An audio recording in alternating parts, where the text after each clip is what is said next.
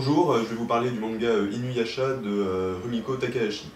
Donc Rumiko Takahashi, c'est une mangaka japonaise qui est très connue, notamment pour la série Ranma et demi, qui est très connue déjà le manga, et puis aussi qui a été très popularisé par le dessin, par l'anime, même si le manga, moi je le trouve 100 fois mieux personnellement, mais voilà, donc pour cette série-là, mais elle a aussi fait d'autres séries qui sont tout à fait excellentes aussi. Et donc aujourd'hui, je vais vous parler de sa série Inuyasha, qui est sa plus longue série puisqu'elle comporte 56 tomes et elle a commencé à être publiée en 2002, il me semble. Et elle est maintenant terminée, bien sûr.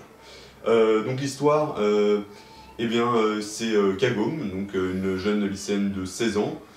qui vit avec son grand-père et sa mère, et son grand-père est gardien d'un temple, et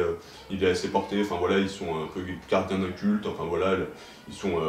son grand-père est pas mal porté sur la religion, et voilà, elle a une vie de lycéenne normale. Et un jour, dans sa cave, elle a un puits qui s'appelle le puits aux esprits, et puis elle s'approche parce qu'elle cherche son chat, et soudain il y a un démon qui sort du puits et qui l'agrippe dans le puits, et elle se retrouve soudain des centaines d'années en arrière, en pleine époque Sengoku, donc à l'époque des samouraïs, des démons, dans un monde hostile. Et c'est là qu'elle va rencontrer donc un jeune garçon mi-humain, mi-démon, qui s'appelle Inuyasha, et qui était, disons, normalement mort, enfin du moins dans une sorte de coma, ou enfin endormi, voilà, qui a été endormi pendant 50 ans, je vais pas vous dire pourquoi, et qui va se réveiller à son arrivée, et ensemble, voilà, l'histoire va tourner autour d'un objet qui s'appelle la perle de Shikon, qui est un objet, un artefact magique très puissant, et qui peut permettre, si on l'utilise bien, de faire le bien, mais qui est également convoité par de très nombreux démons et personnes mauvaises, parce que pour conférer une grande puissance, et ensemble, ils vont partir à la recherche de cette perle pour éviter que des mauvais démons s'en emparent. Alors moi, cette série, je l'ai pas encore finie, je suis en train de la lire d'ailleurs. Pour l'instant, j'adore vraiment, déjà, franchement, j'adore cet auteur. Déjà, tous ses dessins sont magnifiques, c'est super bien dessiné, franchement, c'est un vrai plaisir à lire, elle dessine super bien.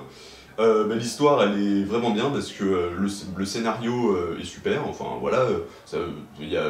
l'histoire est prenante, on est dedans, il y a du suspense, il y a en même temps de l'humour, et du bon humour, ce qui n'est pas toujours le cas dans les mangas. Enfin, les mangas, c'est pas forcément la littérature qui est toujours la plus marrante, disons. Enfin, c'est pas ça que je pensais en premier, et là, il y a quand même des moments vraiment marrants, ce qui n'est pas toujours le cas chez les mangas, donc c'est bien agréable, du bon humour. Que dire d'autre, les personnages, ils sont très bien, parce que voilà, les personnages de manga aussi sont pas toujours très attachants, on les retient pas forcément, et là elle arrive vraiment à faire des personnages qui sont intéressants et qu'on retient et qu'on n'oublie pas parce qu'ils ont des défauts, des qualités, des caractéristiques, et c'est pas des personnages creux, disons. C'est un manga où il n'y a pas que des gros seins, et ça quand même, moi je trouve que c'est important, parce qu'on pourrait voir, sur pas beaucoup de mangas d'aujourd'hui ça se voit, mais je pense que c'est même... ça fait longtemps, voilà, et c'est vrai qu'il y a des mangas, en plus, c'est vraiment mal dessiné, je trouve que visuellement c'est pas agréable à regarder, et là c'est pas du tout ça, donc c'est bien agréable aussi, et puis il y a plein de suspense, et c'est vraiment bien, et en plus, il y a un petit peu d'amour, et ça, en fait, c'est vachement bien, parce que dans des histoires, voilà, c'est un manga qui est, c'est un shonen, hein, c'est du combat contre des monstres, des dragons, et en fait, on se rend compte que c'est bien plus intéressant, en fait, quand il y a des petites histoires d'amour, voilà, qui sont un peu distillées dans l'histoire. En fait, c'est bien plus intéressant que de faire uniquement 56 tomes, parce qu'il y en a 56 tomes de pur combat contre des démons, des dragons. Alors c'est bien mieux s'il y a des petites subtilités qui sont glissées comme ça, et ça rend l'histoire beaucoup plus intéressante en fait. Donc je vous le conseille vraiment, c'est un excellent manga, pour moi c'est vraiment la meilleure des mangaka, et hommes et femmes confondus, c'est vraiment les meilleurs.